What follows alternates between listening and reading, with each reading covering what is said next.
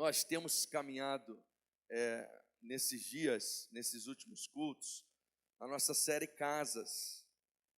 E hoje nós vamos mais uma vez olhar um texto bíblico sobre uma casa. E essa casa ela é um pouco diferente, porque nessa casa Jesus celebra a Páscoa com os seus discípulos.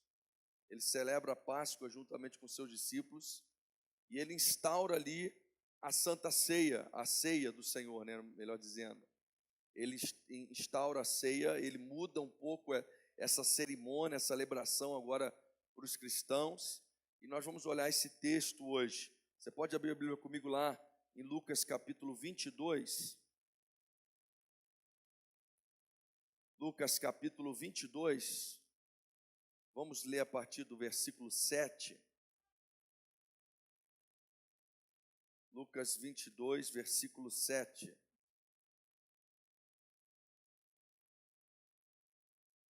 Se você, por acaso, não tem a Bíblia com você, vai aparecer aqui no telão também para você acompanhar conosco.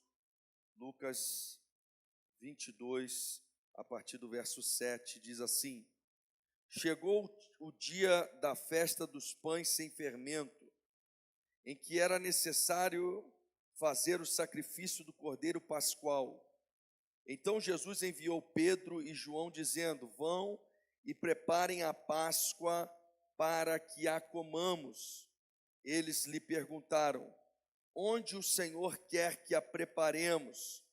Jesus lhes explicou: Ao entrar na cidade, vocês encontrarão um homem com um cântaro de água. Sigam esse homem até a casa em que ele entrar, e digam ao dono da casa, o mestre pergunta: onde fica o aposento no qual comerei a Páscoa com os meus discípulos? Ele lhes mostrará um espaçoso cenáculo mobilado. Ali façam os preparativos.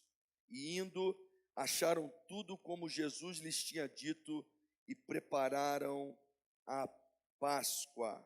Chegada a hora, Jesus se pôs à mesa e os apóstolos estavam com ele. Amém? Fecha os olhos comigo. Senhor, obrigado por estarmos nesta manhã de Páscoa na tua casa. Ó Deus, e podemos meditar na tua palavra também. Que tu fale aos nossos corações, ministra a nossa alma. Ó Deus, e opere profundamente em nós. Nós te pedimos em nome de Jesus. Amém. Meus irmãos, hoje nós vamos falar de uma casa diferente. Uma casa que a gente não sabe de quem é. Essa casa que Jesus ou os discípulos prepararam a Páscoa, e Jesus participou da Páscoa, da refeição de Páscoa, junto com os seus discípulos. E se você seguir a leitura do texto, você verá que Jesus, no final de celebrar a Páscoa, ele pega o pão e ele pega o suco de uva, o vinho, e ele instaura ali uma nova cerimônia cristã, que é a cerimônia que nós celebramos todos os meses, que é a ceia do Senhor. Ele pega e ele diz que o pão representa o seu corpo, que o vinho representa o seu sangue, e ele nos ordena que a gente deveria fazer isso todas as vezes que nós nos reuníssemos para comer e beber em memória de Jesus. Então, no final daquela Páscoa, Jesus ainda instaura isso. Tudo isso acontece, presta atenção, Jesus à mesa com os discípulos, celebrando a Páscoa, Jesus inaugurando uma nova cerimônia, uma cerimônia cristã que é celebrada há mais de 2000 anos, nós celebramos todos os meses, uma ordenança divina para nós, que representa o corpo e o sangue de Cristo. Tudo isso ele faz nessa casa. Mas casa de quem? Nós não sabemos. Alguns historiadores vão até atribuir essa casa a João Marcos, que é o escritor do Evangelho de Marcos. Mas a verdade é que nós não sabemos de quem é essa casa. Nós não sabemos quem é o dono dessa casa. Mas, no entanto, nós conseguimos perceber algo de muito interessante aqui nessa casa. É que seja quem for o dono dessa casa, essa pessoa é alguém com quem Jesus podia contar. Ele é alguém com quem Jesus podia contar, por quê? Porque ele era um verdadeiro discípulo e um verdadeiro servo de Deus. Quando nós entregamos a nossa vida para Jesus genuinamente, nós o reconhecemos como Senhor da nossa vida e o nosso Salvador. Quando nós dizemos que Ele é o nosso Quírios, o nosso Senhor, nós estamos querendo dizer que nós agora pertencemos a Jesus. A ideia de Senhor, de Quírios, que é a palavra Senhor aqui no Novo Testamento, ela é uma ideia que era ligada ao conceito da escravatura. Um escravo, ele pertencia ao seu senhor, e o senhor, ele era dono daquela pessoa. Então aquela pessoa, nada do que era seu, ela possuía, mas tudo que ela produzia, tudo que ela fazia, toda a sua vida, todo o seu tempo, toda a sua dedicação, pertencia àquele que era dono dele, aquele que era o seu senhor. Essa é a ideia do Evangelho. Nós reconhecemos Jesus como nosso Quírios, como nosso Senhor, ou seja, tudo que nós somos, tudo que nós temos, tudo que nós possuímos, pertence ao Senhor Jesus Cristo, é dele. Ele não é um mau Senhor. Nós temos um conceito, às vezes, deturpado pela história do Brasil, da escravidão. Nós somos voluntariamente, nos rendemos ao senhorio de Cristo, porque Ele é um bom Senhor. Ele é aquele que nos traz paz, que nos traz vida, que nos traz propósito, que nos traz realização, que nos traz esperança eterna. Então nós voluntariamente nos rendemos ao senhorio de Cristo. Então nós percebemos que, seja lá quem for o dono dessa casa, ele entendia Jesus como seu Senhor. Olha que interessante, Jesus envia Pedro e João para preparar a Páscoa. E aí eles perguntam, Jesus ordena que eles preparem, fala assim, ó, prepara a Páscoa para a gente celebrar. Aí eles perguntam para Jesus, mas Jesus, aonde que a gente vai preparar?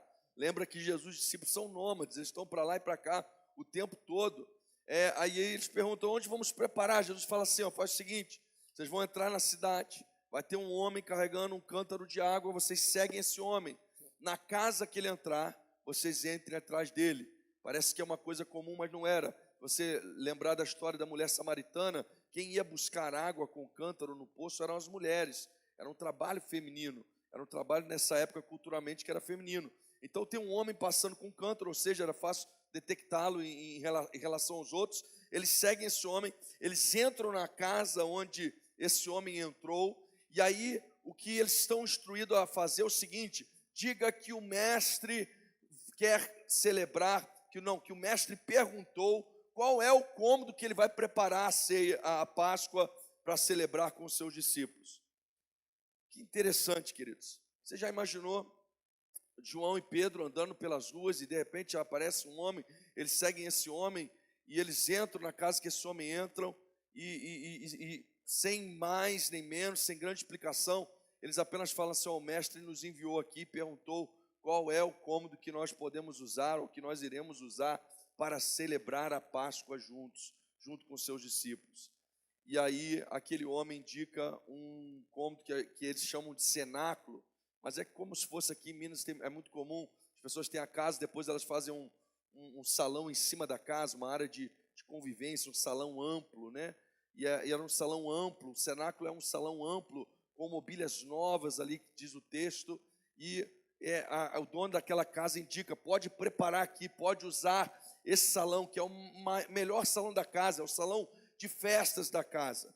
E ali então os discípulos preparam aquela ceia. Eu sempre associo esse texto com o do jumentinho, que é um pouco antes, porque Jesus também envia os discípulos e fala lá, vai lá, pega um jumentinho que está assim, assim, assim, e se alguém perguntar, diga que o mestre precisa dele. E as pessoas, haviam verdadeiros discípulos de Jesus ali, que entendiam se o que Jesus está precisando do meu jumentinho, do meu carro, está aqui à disposição, está precisando da minha casa, está aqui à disposição, e é na casa desse homem que vai acontecer essas duas cerimônias importantes aqui, que nós estamos vendo, e porque ele era uma pessoa com quem Jesus podia contar. Isso me traz uma pergunta reflexiva: será que eu sou alguém com quem Jesus pode contar? Se Pedro e João batessem na minha porta hoje e falassem, o mestre vai preparar ele quer passar a Páscoa aqui, Tem espaço aí? Tem como? Com os seus discípulos. Lembra que era 12 sempre junto com Jesus. Tem como ele preparar a Páscoa na sua casa aqui? Ele quer um gessel na sua casa. Você está disponível a abrir ela para esse gessel? Ele quer que você receba alguém, hospede alguém, que você use o seu recurso, os seus bens, seu carro, o que quer que seja. Nós somos pessoas com quem Jesus pode contar. Jesus de fato é o nosso Senhor. O que temos está a serviço dele, o que somos está a serviço dele, o nosso tempo está a serviço dele, as nossas habilidades estão a serviço dele, os nossos dons, talentos estão a serviço dele, os nossos recursos servem o reino dele, o que nós possuímos servem a Jesus. Nós temos que perguntar isso, queridos, que sejamos pessoas com quem Jesus pode contar, que sejamos pessoas de fato que têm Jesus como seu Senhor, como seu Salvador. Mas eu quero chamar a atenção para o verso 7. O verso 7 diz assim: chegou o dia da festa dos pães sem fermentos, em que era necessário fazer o sacrifício do cordeiro pascual. Então Jesus enviou Pedro e João dizendo: vão e preparem a Páscoa para que a comamos. Perceba que nesses dois versículos cita-se duas cerimônias diferentes dos judeus, mas que são cerimônias que estão interligadas.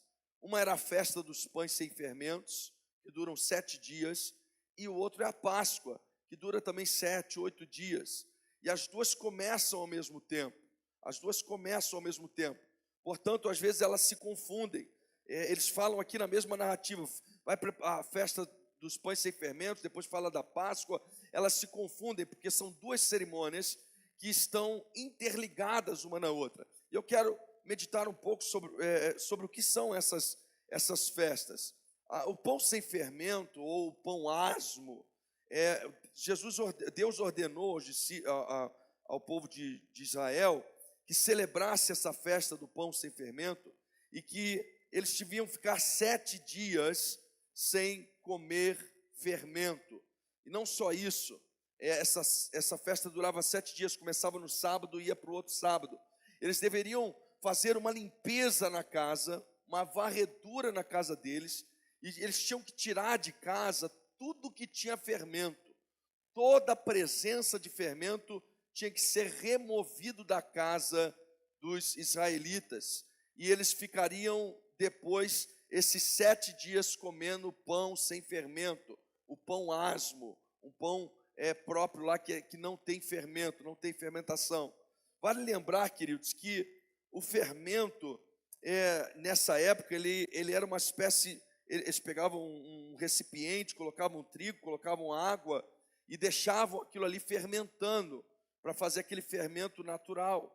E o fermento ele é uma espécie de um estágio de putrefação para poder fermentar do jeito que para poder levedar do jeito que leveda. Então o fermento na Bíblia ele tem sempre um significado de apodrecimento, de pecado, de corrupção de uma massa.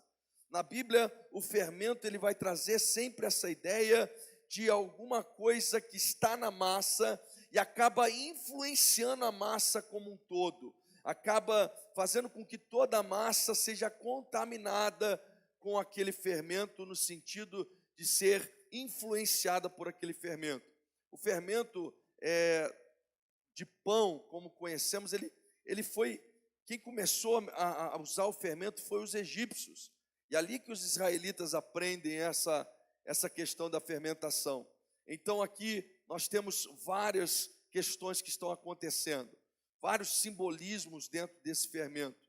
Eles ficarem sem fermento significava que eles estavam deixando as coisas do Egito, que representa o mundo, que representa as coisas pecaminosas para trás. Significa que eles estavam purificando, se santificando para participar desse período pascual, que duraria também 7, 8 dias, que eles estão passando por toda essa cerimônia, e eles deveriam fazer, como eu disse, uma varredura na casa. E aí é engraçado como é que são as culturas.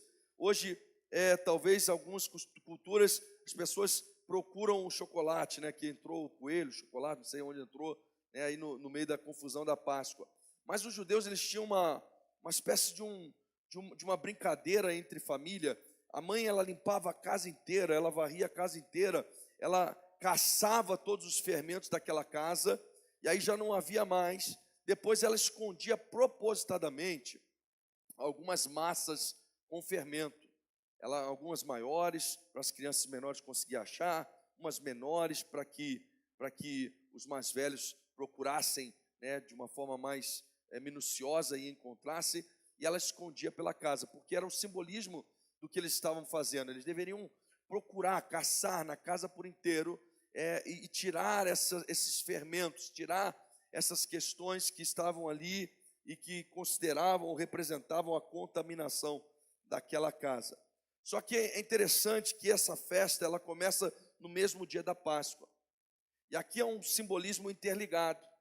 Apesar do esforço humano em tentar caçar todo o fermento existente em si, então o fermento aqui representa a nossa corrupção, o nosso pecado, as nossas índoles pecaminosas, que nós temos que caçar dentro de nós e removê-las e tirá-las.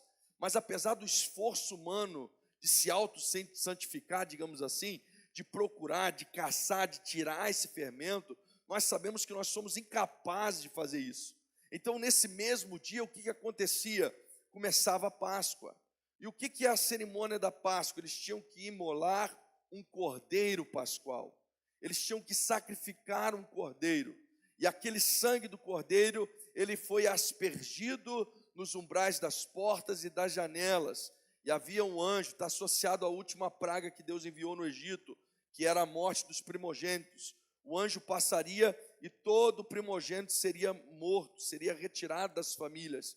Mas na casa que o anjo passasse e houvesse a marca do sangue do cordeiro nos seus umbrais de porta e janela, esse anjo, então, ele passava longe, ele passava por cima, ele passava de largo. E esse que é o significado do pechá, da Páscoa. A palavra Páscoa, pechá no hebraico, significa passar longe, passar de largo, passar por cima. Então esse anjo, ele passava longe, por cima dessas casas, e essas casas eram salvas, não é pelo seu mérito, não é porque eles foram muito eficientes em caçar o seu fermento, mas é porque um cordeiro tomou o lugar deles e morreu no lugar deles, e o sangue desse cordeiro está lá marcado na casa deles, e por isso eles são salvos, por isso eles são livres da morte, livres da condenação, livres do juízo, porque o sangue do cordeiro substitutivo, o cordeiro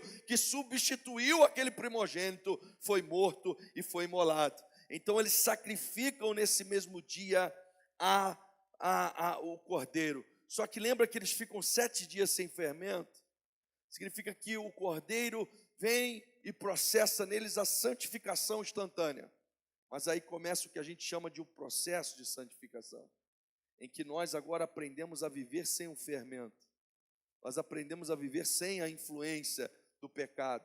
Nós aprendemos a viver sem as coisas erradas, sem aquilo que nos condena, sem aquilo que são influências negativas e pecaminosas. Então essa caça do fermento, ela tem muito a nos ensinar, queridos.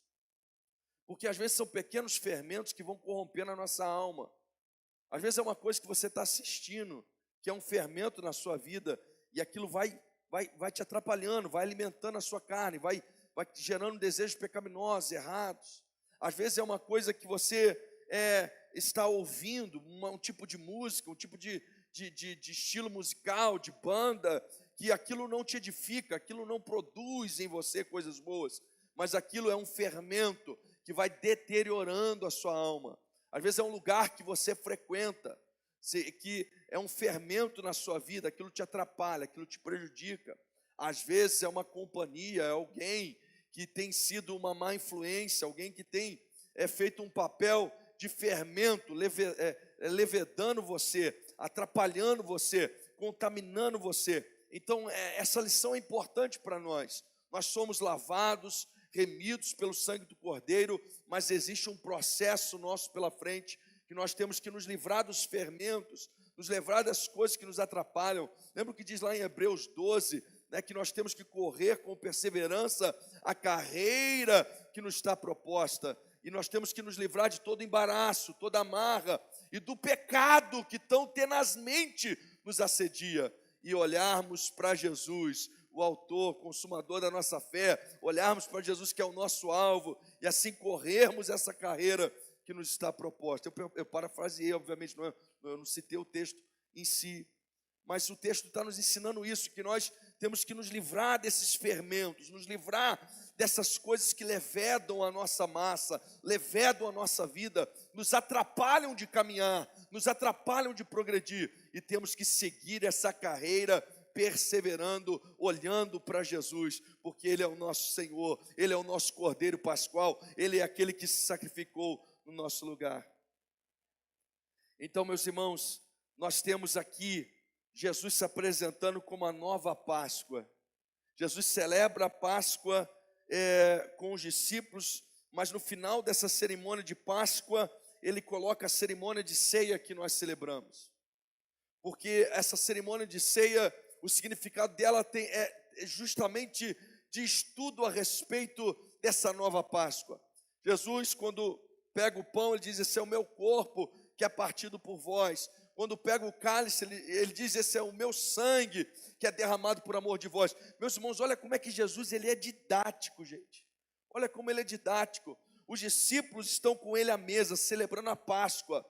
Eles estão relembrando a história, eles costumavam ler a história, contar a história, e eles estão lembrando o quê? Do dia que Deus trouxe libertação de Israel do Egito, do dia em que o Senhor os tirou da terra da escravidão e os deu liberdade, do dia que Deus os tirou do Egito, que representa o mundo, o pecado, a corrupção, e os trouxe à liberdade, em caminho da terra prometida, em caminho da promessa de Deus sobre eles. E eles estão lembrando que nesse dia, depois das 9 pragas, veio a 10ª. A 10ª era a morte dos primogênitos. E o Senhor lhes ordenou que para que houvesse salvação, um cordeiro teria que morrer no lugar daquele primogênito, e o sangue desse cordeiro teria que cobrir aquelas pessoas. Aí Jesus está pegando o pão, Ele está dizendo o seguinte: eu sou, esse pão representa o meu corpo,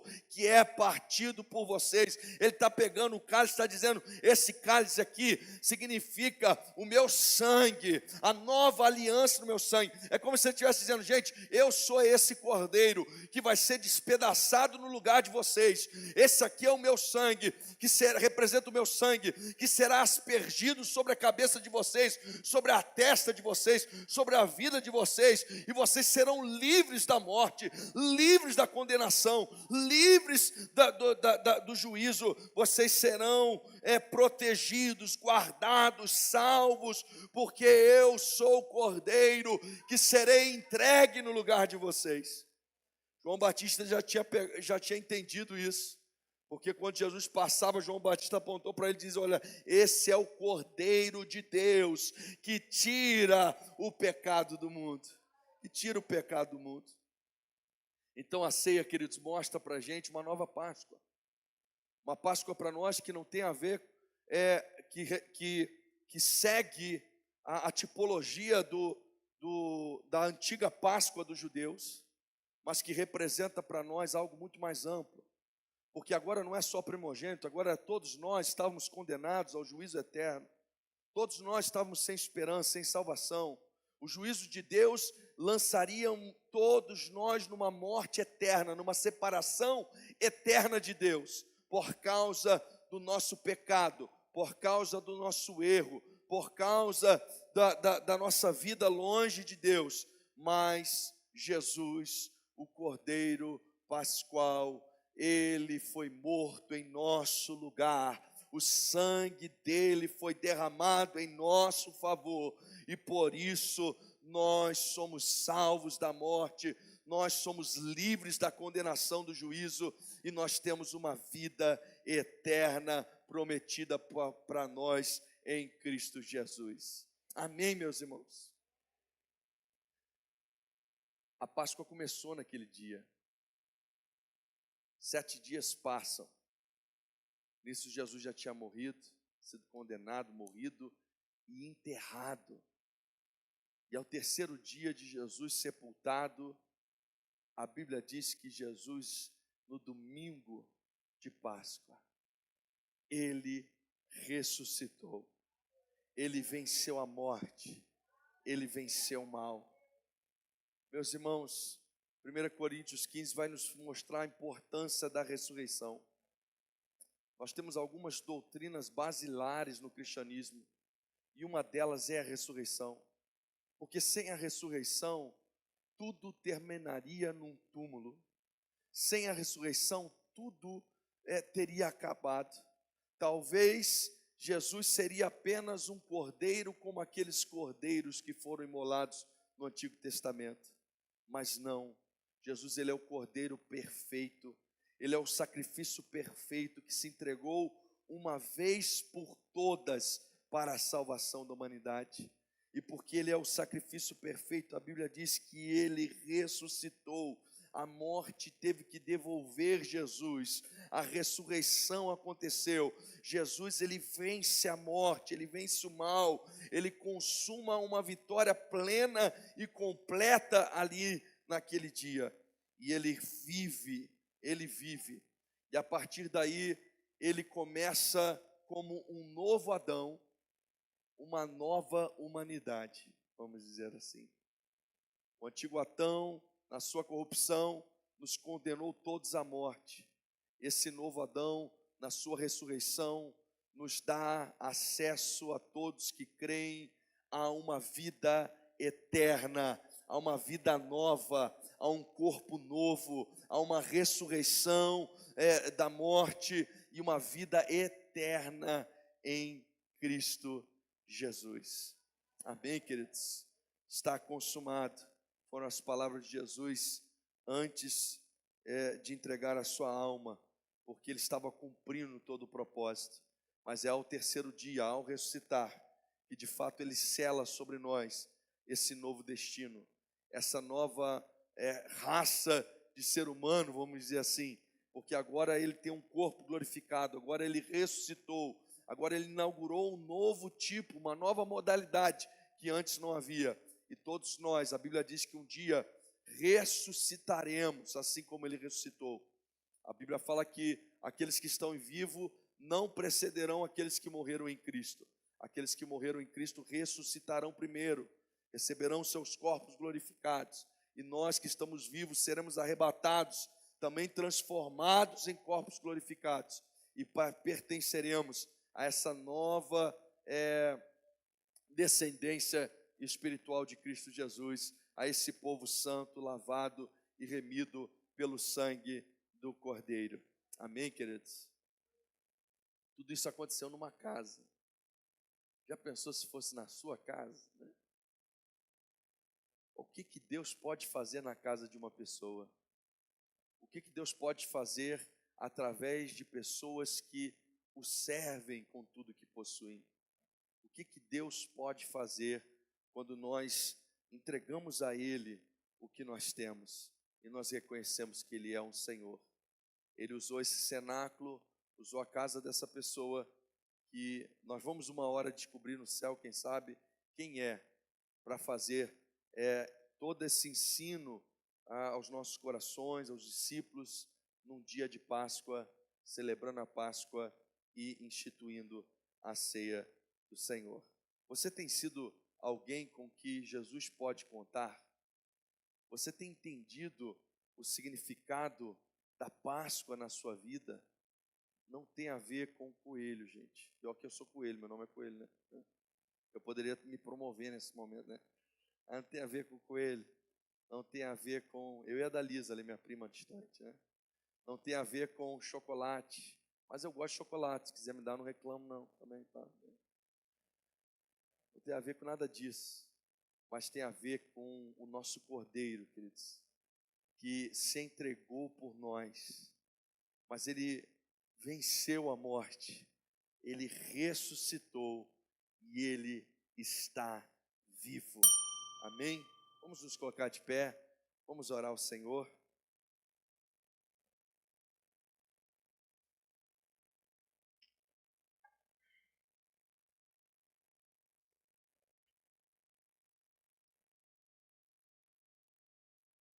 Amém?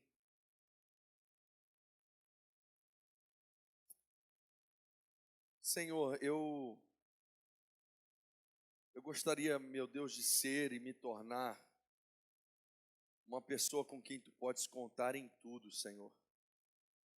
Ó Deus, eu quero render a Ti, ó Deus, o que eu sou, o que eu tenho, o que eu possuo.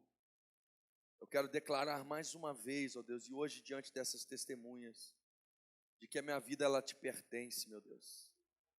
Senhor, a minha família, ela Te pertence, os meus filhos são Teus, meu casamento é Teu. Senhor, eu quero declarar, ó Deus, que tudo que eu possuo, Senhor, eu sei que eu sou apenas um mordomo, alguém que está administrando, mas que eles são Teus, eles Te pertencem. Que eles possam servir o Teu reino, que eles possam estabelecer a Tua vontade, fazer o Teu querer.